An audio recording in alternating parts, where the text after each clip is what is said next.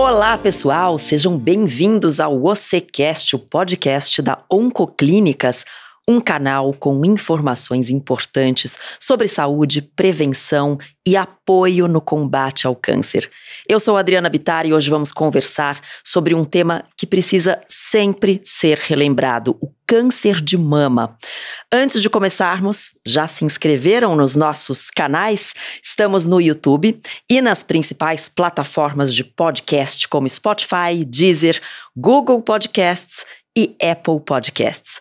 Ativem as notificações para não perderem nenhum episódio novo do OCCast. Já tem muito conteúdo esperando por vocês, então corram lá para conferir.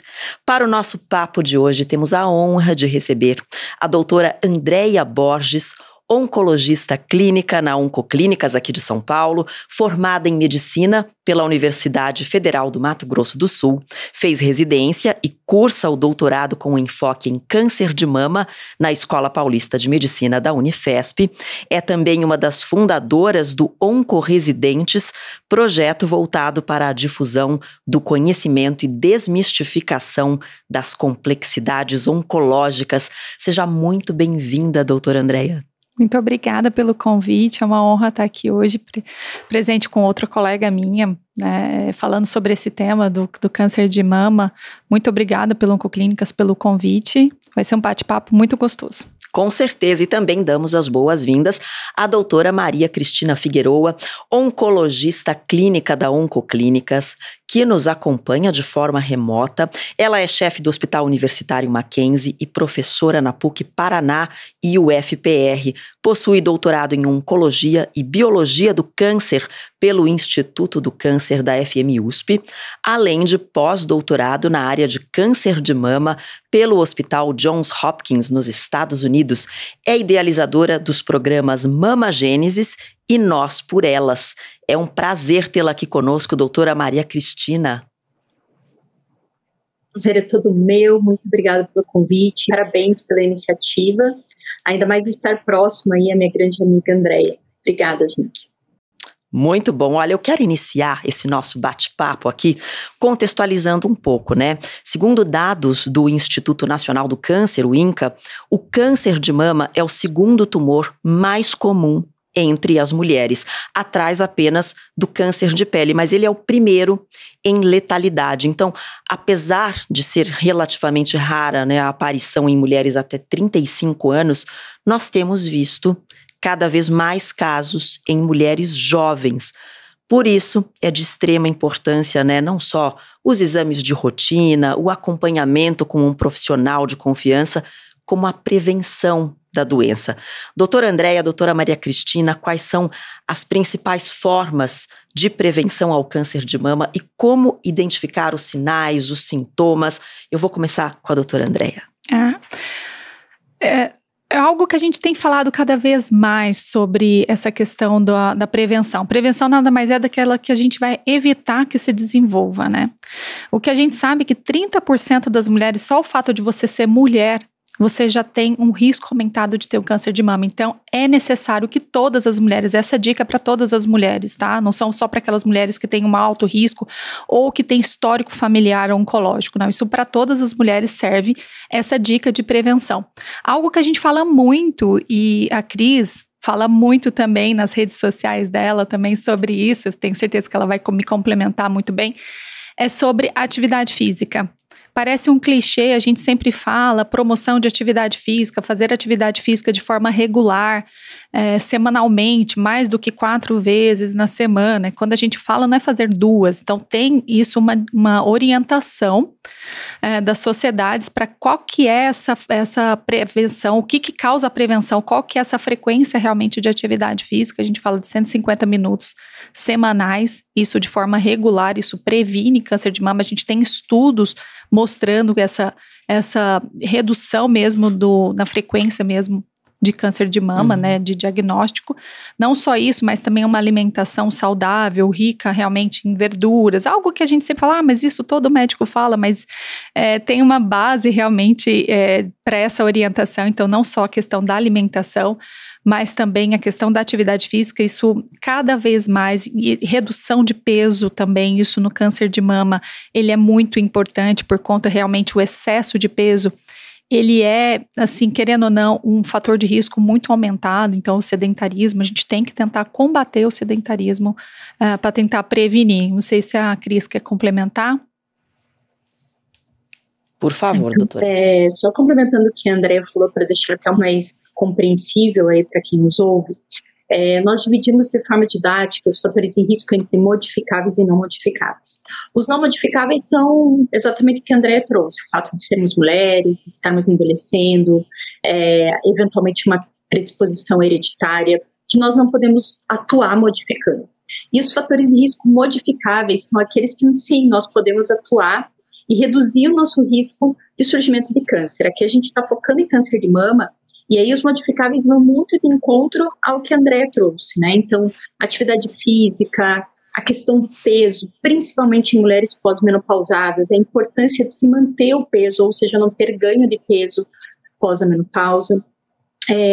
A questão também dos hábitos alimentares, inclusive a ingestão de bebida alcoólica é um ponto também bastante discutível na literatura, mas a gente tende a tentar pôr um limite bem baixo para que as mulheres ingiram bebida alcoólica, porque existem alguns estudos que realmente têm uma relação importante entre uma questão e outra. Outro ponto, eu acho que só para reforçar a questão modificável, e aqui a gente não está de forma alguma não incentivando mulheres a procurar seus ginecologistas, uma eventual reposição hormonal, caso tenha um impacto muito negativo na vida delas, né, no momento da pós-menopausa, mas é muito importante que seja avaliado caso a caso, e mais ainda, que seja acompanhada essa reposição hormonal, porque quanto mais a gente tem exposição ao hormônio ao longo da nossa vida, também a gente vai colecionar um risco maior para o desenvolvimento de câncer de mama. E tem uma questão muito importante, né, complementando o que a Cris está falando de reposição, o que a gente vê, que você comentou muito bem, que cada vez mais a gente vê muito câncer de mama em pacientes jovens. E ao mesmo tempo a gente vê cada vez mais mulheres postergando a gestação para mais de 30 anos. O que a gente sabe é que a gestação abaixo de 30 anos, ela é prevenção, ela tem uma prevenção, ela não é um malefício você ter gestação após os 30 anos, mas antes dos 30 anos e a amamentação, ela pode te prevenir de desenvolver um câncer de mama. Tá? E a amamentação tem uma questão de tempo de amamentação. Por exemplo, você teve 2, 3 filhos. Quantos anos de amamentação que você teve no decorrer da sua vida? Isso pode ser uma prevenção também, causar. Você é uma paciente que tem um fator de risco aumentado para ter câncer de mama. A gente tenta incentivar isso, né? Não é que as pessoas deixam de amamentar porque não querem, mas é algo que também você pode se prevenir. Então, a amamentação, então ter filho antes dos 30, viu? Sim, vocês estão traçando aí um retrato da nossa vida moderna, né? Isso. A mulher trabalha demais, adia a maternidade, às vezes não tem tempo de fazer exercício, e a gente vê cada vez mais como o impacto de todos os hábitos saudáveis, eles são gigantescos, né? Na nossa saúde. Eu queria que vocês falassem um pouquinho mais sobre como a mulher vai identificar os sinais, os sintomas, né? O que deve ser orientado às pacientes quando elas identificam, opa, tem alguma coisa errada, alguma anomalia na mama. Na verdade, assim, o ideal é que não chegue a tal ponto. Sim. Né? A gente sempre comenta assim, hoje em dia, você não pode substituir o exame de imagem com a palpação, né? O autoexame. Você tem que se conhecer o seu corpo, fazer o autoexame na sua casa é algo simples, mas isso não vai substituir a consulta com o ginecologista, tá?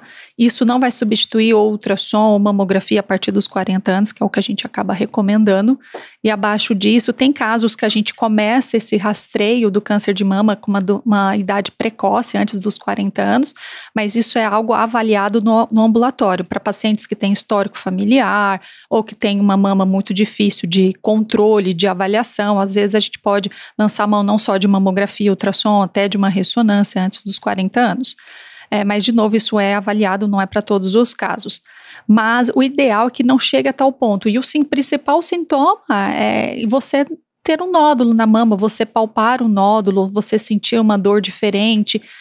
E o que eu falo muito para pacientes jovens, de novo, o que eu vejo muito acontecer é que a paciente ela tem um sintoma diferente, ela vai no médico, no ginecologista ou médico da família, e eles acabam deixando, falar, não, abaixo dos 40 anos não acontece câncer de mama, e eles meio que deixam passar. Acabam não pedindo, ou falar, não, esse nódulo não é nada, esse é algo benigno.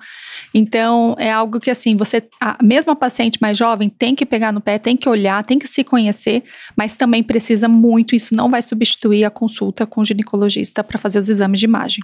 Doutora Maria Cristina, acho importante a gente reforçar isso, né? Porque muitas mulheres também não têm certeza se elas sabem fazer direito o autoexame, então nada substitui, né? Você procurar um especialista, fazer os exames de rotina, por favor, doutora. Eu tendo nas campanhas do Outubro Rosa, que eu trabalho muito fortemente, né, incentivando as pessoas a ter esse autoconhecimento, né? Mas eu sempre trago a importância de não deixar o autoconhecimento substituir a necessidade de procurar atendimento médico, e com isso também realização dos exames de rotina, né? É importante ressaltar que os exames de rotina, eles vão identificar precocemente o câncer. Aqui a gente está falando de câncer de mama, então o objetivo da mamografia, por exemplo, é que a gente detecte a alteração antes mesmo da paciente sentir algo que leve ela a procurar atendimento médico, tá? Porém, tem algumas pacientes, algumas pessoas e também algumas situações dentro da oncologia mamária que fogem desse momento do rastreio, né, que nós chamamos ou de tumores de intervalo, que são os tumores mais agressivos, ou eventualmente mulheres abaixo de 40 anos que não são ainda recrutadas para o seu rastreio. Essas mulheres têm que ficar muito atentas a modificações no corpo. Então, como a Andrea disse, a palpação de um caroço na mama, ou também ser bastante minucioso para entender como que funciona ali a reação mamária, que é como se fosse o pinçamento da pele, né, da mama, ou modificação da coloração da pele, a pele ficar mais avermelhada, modificação também do quanto você toca a pele, se a pele estiver mais espessa, que a gente diz que parece uma casca de laranja, também fica bem atento e procurar atendimento médico mais precoce.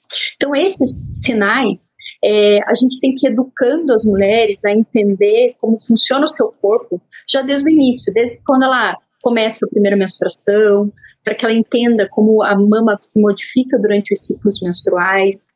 E com isso, ela vai entender que se houver alguma modificação fora do habitual, ela procura atendimento quanto antes. E a gente sabe que no caso do câncer, o tempo ele é um fator crucial, né? Quanto antes ele for descoberto, melhor para o tratamento. Com que frequência esses exames, essa investigação aí dos sinais, ela deve ser feita? Pode falar, Cris. Então, acho que... Posso falar? Então, assim, uma coisa muito importante que a gente tem visto, que eu acho que, né, dentro da nossa conversa nós vamos abordar de uma forma mais profunda, é que nós temos visto um aumento do número de câncer de mama abaixo da faixa etária que a gente inicia o rastreamento, né? Então, isso se explica por inúmeros fatores, como a gente trouxe aqui os fatores de risco, né? Então, as mulheres estão optando por não ter filhos ou tendo filhos mais tarde, não amamentam, tem exposição hormonal por longo tempo na vida, estão sedentárias, né, ganhando peso, uma vida estressante. Então, tudo isso contabiliza aqui para nós, para que a gente tenha, realmente está sendo um número que está saltando aos olhos, não só no Brasil, mas em nível mundial, o número de pacientes jovens com diagnóstico de câncer de mama. Tá? Então, isso é uma informação que a gente tem que guardar. E aí você me questionou de qual temporalidade desses exames, né? Isso vai depender também de uma avaliação personalizada de cada paciente, tá? Então, por isso, eu clamo aqui para as pacientes que estão assistindo a gente, né, e ouvindo eventualmente, é que seja sempre levado o resultado do exame para o seu médico. Porque a gente tem um estudo em Curitiba, por exemplo, numa clínica de radiologia, que muitas mulheres vão, né, fazem sua mamografia, no entanto, deixam a mamografia ali na clínica de radiologia e acabam não levando para a interpretação do médico, tá? Porque a depender, grande parte delas vão voltar a fazer o seu rastreamento de forma anual. No entanto, a depender dos fatores de risco dessa paciente, do achado eventual que possa ter no exame de mamografia, ultrassom de mamas, ou eventualmente até uma ressonância, a gente vai precisar ou agregar novos exames, ou até diminuir esse tempo para 6 meses, ou eventualmente a realização de uma biópsia. Então é muito importante que esse exame seja interpretado novamente pelo médico. Então que ela não abra ali o resultado, não veio nada, então é tranquilo, né? Aí simplesmente ela esquece que daí no próximo ano ela tem que voltar no médico e continuar todo o seu rastreamento. O que acontece também, Adriana, é que assim, a partir dos 40 anos a gente sabe isso, exatamente. A partir dos 40 anos, mamografia anual, esse é o recomendado. E exatamente isso que a Cris falou, isso não é um caso ou 2 casos que a gente já acompanhou de pacientes que fazem exame de imagem, não tem nenhum sintoma, porque para se ter sintoma, realmente o tumor ele está muito superficial na pele, que você consegue ainda pegar de forma inicial, o que raramente acontece, geralmente quando se é palpável é porque é um tumor já um pouquinho mais avançado. Sim. Né? Que aconteceu? Um exemplo muito claro é que na pandemia, o que aconteceu? Antes a gente tinha muito mais caso de tumor não palpável, de tumor rastreável, que a gente fala, que é aquele tumor que você pegou no rastreamento, na mamografia e tudo, identificou de forma inicial e tudo mais. Pandemia, as pessoas pararam de fazer exames de rastreamento, né? Porque teoricamente não era uma urgência. Após pandemia, o que teve de exame de câncer de mama diagnosticado de forma mais avançada porque não fizeram o rastreamento de forma adequada. Então, isso é complicado. Então, quando o paciente chega para você já com um nódulo, você já chama a atenção, né? Porque já deve ser um pouquinho mais avançado. Porque câncer de mama, ele não é para dar sintoma. Sim. Não necessariamente o câncer de mama dói, a não ser que ele já esteja realmente avançado, tendo essa retração, incomodando, às vezes já pegando pele. Sim. Por isso ele dói. E não é isso que a gente quer. A gente quer pegar antes de doer, antes de palpar. No início. No início, tá? Então, é isso que a Cris falou. Pacientes de rotina, a partir dos 40 anos, precisa fazer um exame de rastreio, o que a gente recomenda, ultrassom, mamografia. Pelo menos a mamografia. Antes dos 40 anos, tem que ser avaliado caso a caso, né? Isso que eu comentei, porque aquelas pacientes que têm um risco maior, e aí é avaliado paciente, a mama difícil de avaliação, casos oncológicos na família, ou casos de mutações na família, às vezes uma paciente que é portadora de alguma mutação genética, né? Essas pacientes, eles avaliam se ela tem um fator de risco maior do que 20%, ela começa seu rastreio com 30 anos, em alguns casos a 25 anos de idade. Então, abaixo dos 40 anos, o que eu oriento também é conversar com o seu ginecologista e ver se você se encaixa nesse perfil de mais risco para iniciar seu rastreio antes dos 40 anos. Cada caso é um caso, né? Isso. Agora, a gente sabe que apesar de raro, o câncer de mama em mulheres jovens, ele tem um prognóstico mais complicado. Existe uma preocupação maior, doutoras, com um tipo específico de câncer de mama para as mulheres mais jovens? Quais são as informações que a gente tem hoje no tocante a esse tema, as novidades no tratamento do câncer de mama? Vou começar com a doutora Andréia. O câncer de mama na paciente jovem, ele já é algo desafiador, basicamente, tá? A gente ainda assim, os principais cânceres de mama, ele realmente são aqueles tumores receptores hormonais positivos, 70% são equivalentes a eles. Né? Na paciente jovem, o complicado quando você encontra isso é a questão de supressão ovariana, que isso acaba gerando essa necessidade. Então, isso é complicado para uma paciente que a gente não sabe se ela ainda já tem a prole constituída. Então, isso é um desafio, né? Da mesma forma que é um desafio, mas é muito frequente, mais frequente nas pacientes jovens, a gente pegar os triplo negativos ou tipo subtipo HER2, né? Mas em qualquer caso, antes dos 40 anos, que a gente chama de pacientes mais jovens, ou até antes dos 50 anos, a questão da menopausa, dessa discussão de fertilidade, a gente tem discutido sempre antes do tratamento, precisa ser discutido. E o que tem se falado muito eu posso liberar essa paciente para depois engravidar? Porque é exatamente isso que a gente comentou, cada vez mais as pacientes têm deixado primeiro priorizado talvez carreira mesmo e depois tendo os filhos após os 30 anos e após os 35 anos a gente já sabe que talvez o risco de uma infertilidade aumenta e quando você precisa fazer a quimioterapia, porque infelizmente as pacientes mais jovens acaba que a gente indica muito mais quimioterapia do que a paciente em pós-menopausa. Né? Mesmo em tumores iniciais, elas são muito mais tratadas. Infelizmente, a gente tem um prognóstico, inclusive de biologia do tumor da paciente mais jovem, essa necessidade talvez de um tratamento, né, um pouquinho maior do que uma paciente em pós-menopausa. A gente indica muito mais quimioterapia para essas pacientes. E ao mesmo tempo tem essa questão da fertilidade, que a gente precisa discutir. E em casos que a gente pode, assim, a gente tem estudos que liberam a gente poder engravidar, a gente liberar elas para engravidar, principalmente o estudo, na verdade, ele só envolve pacientes com tumores luminais e tumores menores. A gente não tem total certeza que você pode parar, por exemplo, um tratamento de uma supressão ovariana em pacientes com tumores um pouco mais avançados, mas acaba que a gente discute isso muito caso a caso. Depois de 2 anos, geralmente, do tratamento, a gente tem uma segurança em liberar essa paciente para engravidar e depois faz a sequência, né? Mas essas são as dificuldades. Então, pacientes, e cada vez mais a gente tem visto. A gente tem um estudo chamado Amazona, que eles avaliaram qual que era a porcentagem no Brasil de pacientes abaixo de 40 anos. Se eu não me engano, a Cris pode me corrigir, acho que era de 18% no estudo desse Amazona, sendo que a frequência em países em desenvolvidos, a frequência em pacientes com abaixo de 40 anos, ele gera em torno de 10%. Então, aqui parece ser até um pouquinho, aqui que eu falo assim, países em desenvolvimento, assim como o Brasil, essa foi a nossa casuística que a gente teve de 18%, 20%, e um pouquinho até maior. Então, a gente precisa tomar mais atenção e mais cuidado com as nossas pacientes mais jovens com câncer de mama, com certeza. Doutora Maria Cristina, por favor, queremos ouvi-la aí sobre essa questão. Então, câncer de mama em mulher jovem é um tópico, acho que de muita atenção a todos nós, né?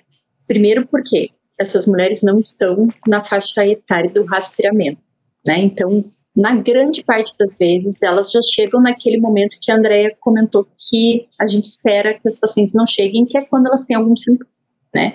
Ou elas palparam um nódulo, ou elas perceberam alguma alteração nas mamas. Então, esse é o primeiro ponto.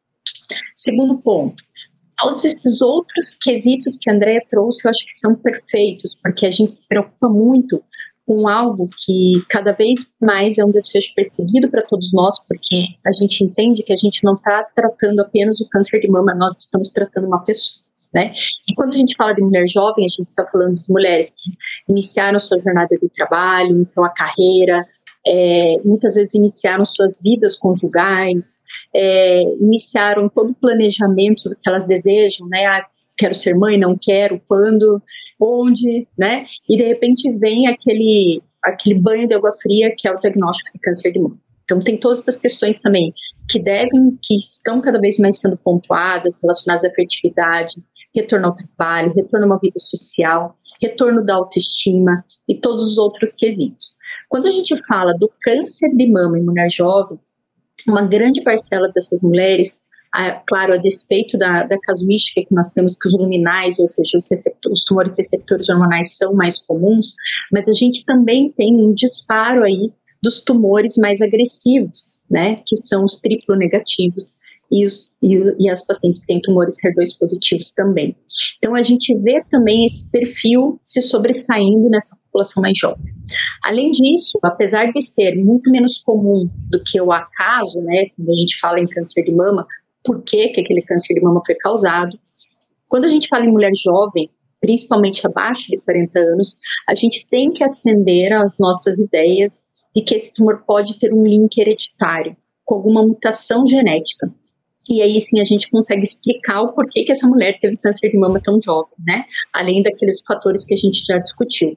Então se torna meio que, se possível, né, obrigatório a gente investigar essas mulheres com painel hereditário para entender se tem algum link genético que gerou aquela doença, né? E com isso a gente vai também entender que essas mulheres têm que ser seguidas de uma forma diferente na sequência. Então tem todos esses, para vocês entenderem a complexidade do câncer de mama numa mulher mais jovem. E uma questão que muitas vezes as próprias pacientes perguntam, mas será que é o fato só de eu ser em pré-menopausa? O fato de eu ter ainda ovulação? Por isso que, será que se eu me tornar talvez uma paciente em pós-menopausa, por exemplo, uma supressão ovariana com medicação, será que isso não vai me equivaler realmente a uma paciente com mais idade?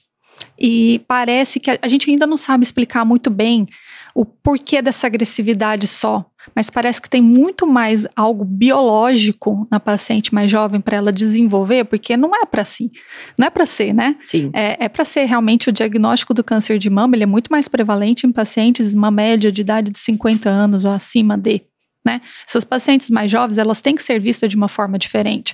Então, acaba que a gente individualiza um pouco mais o tratamento dessas pacientes e, infelizmente, ainda falta ferramentas para a gente poder entender quem é aquela paciente que a gente precisa realmente colocar mais, sabe, ser um tratamento um pouquinho mais, infelizmente, assim, mais duro, assim, né, com mais ferramentas, mais rigoroso, e quem que é aquela paciente mais jovem que eu posso, talvez, dar uma freada, que não precisa de tudo aquilo. Então, isso ainda a gente precisa entender e, infelizmente, a gente acaba super tratando muito ainda essas pacientes abaixo de 50 anos na pré-menopausa, mas por conta disso, porque a gente entende que a biologia desses tumores em mulheres mais jovens são um pouquinho mais agressivos. Agora, doutora Maria Cristina, explica pra gente o que é a medicina de precisão e qual é a importância dela nos tratamentos oncológicos hoje. A medicina de precisão é justamente isso que a Andrea está contando que é a nossa dificuldade. Então, o objetivo dela é tentar personalizar o tratamento das nossas pacientes, né? Então, tentar compreender melhor quem é esse tumor.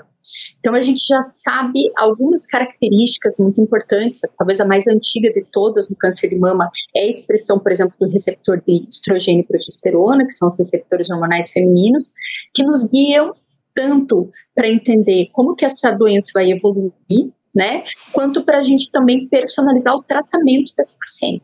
Então, hoje dizer que a medicina de precisão é algo tão novo, talvez não seja, porque a gente já tem esses guias há muito tempo dentro da oncologia mamária, mas não há dúvida que ela está evoluindo assim a passos largos, né? Então, hoje a gente não tem apenas os dados imunistoquímicos que nos ajudam, então imunistoquímica seria, eu brinco que é entender qual a família que esse câncer pertence, né, o sobrenome desse câncer de mama.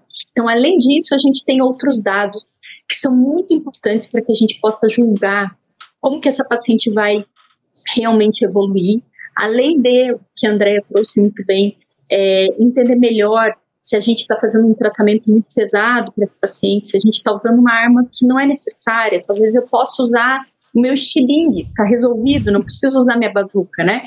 Então, a gente também tem, de acordo com as ferramentas genômicas hoje que são disponíveis, tanto o MammaPrint quanto o Oncotype, por exemplo, para nos ajudar a guiar, puxa, essa paciente, quimioterapia é demais para ela, ou essa paciente merece quimioterapia, eu tenho que realmente carregar minha arma e trazer um tratamento mais robusto para as nossas pacientes. Então, a medicina de precisão, não à toa, ela é de precisão, porque a ideia é que a gente seja guiado um pouquinho melhor para que a gente seja mais assertivo nas estratégias terapêuticas dos nossos pacientes. E, Adriana, antigamente, eles tratavam todas as mulheres igual, né? Em alguns lugares do mundo, infelizmente, é assim que ainda tratam. Há pouco tempo eu tive um contato com uma pessoal lá da África e ela falou para mim, a gente trata todo mundo com tamoxifeno, que é uma medicação, uma endocrinoterapia, né? E por quê? Mas vocês não têm imunistoquímica, isso que a Cris está falando? Não, a gente não consegue, a gente demora 2-3 meses para ter o resultado de uma imunistoquímica. Então, assim, isso é importante. Então, esse individualizar, e eu comento isso com os pacientes, eu não consigo te tratar e falar qual que é o seu tratamento sem o básico, O básico para a gente hoje de medicina precisão na mama é imunistoquímica. E o que a gente tem feito a mais é realmente o teste genético, né? Que é talvez a gente consiga encontrar algumas ferramentas para a gente utilizar alguma terapêutica para essas pacientes de acordo com a mutação. E mutações também genômicas que a gente fala dentro do próprio tumor. Cada vez está aumentando muito, isso é muito frequente em medicina de precisão em câncer de pulmão, a gente individualiza muito o tratamento e agora a gente está tendo isso na mama, acho que cada vez mais está crescendo, mutações, tendo medicações para a gente poder utilizar para quem é portadora dessas mutações, não necessariamente genéticas, mas também genômicas, que é aquela mutação presente só no tumor. Então isso tá melhorando muito a sobrevida das pacientes e aumentando agora também nas pacientes de câncer de mama. Tudo isso são as novas tecnologias, né? Pra gente encerrar, que a gente já tá quase no final, eu quero uma palavra de cada uma das doutoras sobre esses novos tratamentos, as novas tecnologias, né? Novas possibilidades para os pacientes e como isso tem influenciado, como tem sido o trabalho de vocês junto a Oncoclínicas nos últimos anos. Começando com a Maria Cristina, então. Agora não vai usar a ordem alfabética. Então, a gente vai alternando aqui, doutora. Foi ótimo, assim, conversar com vocês. Eu acho que existem alguns recados que eu quero deixar ao fim desse podcast. Primeiro deles, que eu acho que o futuro ele é brilhante para nós. Eu vejo que a oncologia mamária é muito dinâmica, né? Então a gente a cada 6 meses está rediscutindo os nossos fluxos de tratamento, então muitas coisas estão vindo, além da medicina de precisão, eu acho que até mesmo na parte da tecnologia, de inteligência artificial, para nos auxiliar cada vez mais também a ser mais preciso em relação às estratégias terapêuticas. E eu acho que uma das coisas que mais me deixa entusiasmada também são os exames funcionais, né? Então, entender, por exemplo, utilizar alguns marcadores para entender como que essa doença está se comportando, visto que câncer de mama, principalmente no cenário metastático, é uma doença muitas vezes heterogênea, né? Que tem comportamentos diversos. Então, eu acho que é muito legal assistir tudo isso, eu assisto isso com muito entusiasmo. Então, eu acho que o terreno ele é muito fértil, né? A gente está com solo fértil, muito crescimento científico, mas a gente não pode esquecer de forma alguma do básico também, né? De sempre estar orientando as pacientes, todas as pessoas, né? Sobre medidas preventivas, o que cabe a você, né? Modificar da sua história. Então, acho que isso é muito importante, ter essa divisão do trabalho do trabalho com o médico e com o paciente. E outra coisa que eu acho muito importante, e eu acho que o Oncoclínica está muito preparado para isso, me dá um grande impulso e entusiasmo de trabalhar no grupo, que é o fato de estar sempre se preocupando com a paciente em outras dimensões, né, nas dimensões completas que envolvem o ser humano, que seria a saúde física, que a gente está comentando aqui, a saúde espiritual, que eu acho que é muito atuante em relação a isso, a saúde social e toda a linha de cuidado desse paciente após o diagnóstico do câncer de mama. Então, a gente não pode esquecer que nosso objetivo como oncologista não é apenas saber o melhor tratamento, mas também cuidar dessas pacientes. Eu acho que quem ama, cuida sem limites, como a gente tem mesmo o slogan do grupo que nos respalda em relação a isso. Então, eu tenho muito orgulho de trabalhar no grupo e eu acho que a gente consegue realmente dar mais para os nossos pacientes além do tratamento. Muito obrigada, doutora Maria Cristina, por compartilhar aí esse sentimento e todas essas informações com a gente. Doutora Andréia. Complementando essa questão das novas terapias, como eu disse, realmente até pouco tempo a gente tratava câncer de mama, só tínhamos poucos tratamentos. A gente tinha quimioterapia, endocrinoterapia e depois terapia-alvo, anti-HER2. E o que se acrescentou cada vez mais e o que melhorou a sobrevida dessas pacientes, o controle, o advento, assim, a mudança. Inclusive, assim, nos luminais ficou-se muito tempo sem tratamentos novos. E nos últimos anos a gente viu o acréscimo aí dos inibidores de ciclina. No câncer triplo negativo, o acréscimo da imunoterapia. Nos tumores HER2, o acréscimo de terapias ADC, que melhorou muito a sobrevida dos pacientes, e junto com isso, essa medicina de precisão, junto com um bom patologista, junto com um bom serviço realmente de uma medicina de precisão, a gente consegue realmente melhorar o controle dessa doença, né, para não fugir às nossas mãos. De novo, é uma das doenças mais frequentes realmente dentro da oncologia, né? Na mulher é a mais frequente. Então a gente precisa realmente lançar a mão de todas essas ferramentas. É um capítulo super complexo estudar câncer de mama, então precisa realmente desse olhar individualizado. E como muito bem a Cris comentou, não adianta a gente só tratar o paciente e acabou. A gente precisa cuidar dessa paciente, que a gente chama o cuidado dos sobreviventes ao câncer de mama, né? E eu falo não só aqueles que tiveram uma doença inicial, mas também com uma doença metastática, porque hoje em dia o câncer de mama, mesmo metastático, ele é uma doença crônica, os pacientes sobrevivem durante muito tempo. Então está aumentando muito o diagnóstico de pacientes com câncer de mama já no metastático. Isso ficou muito claro agora com as Olimpíadas, né? Aquela Sim. jogadora de rugby, uma paciente que teve jovem, uma doença metastática e está aí. Então isso é mostrar que o câncer de mama, ele é possível de você passar por ele. O ideal é que não tenha, né? Essa Sim, prevenção é o que a gente todas nós queremos. Mas tendo ele, procure um bom profissional. Escolha bem e faça muito bem esse tratamento. Hoje em dia a gente tem ótimas ferramentas para a gente utilizar para combater, né? E eu gostaria muito aqui de agradecer, né? Foi uma honra poder estar aqui com você, Adriana, com a Cris, né? Falar sobre um tema que a gente adora, né, Cris? Não tenho palavras. Nossa, muito obrigada. Passaria horas aqui falando. Passaria horas, falaria de vários assuntos dentro do câncer de mama. Precisando, estamos à disposição. Não, falar sobre o câncer de mama é sempre necessário. Eu também ficaria aqui mais um tempão com outras perguntas para vocês. Quero muito agradecer mais uma vez a presença da doutora Andréia Borges, da doutora Maria Cristina Figueroa. Muito obrigada. O OCCast fica por aqui. Se você ficou com alguma dúvida, é só acessar o nosso site grupooncoclinicas.com. Lá você encontrará diversas informações, além dos nossos principais canais de comunicação, como nosso perfil no Instagram, @grupooncoclínicas.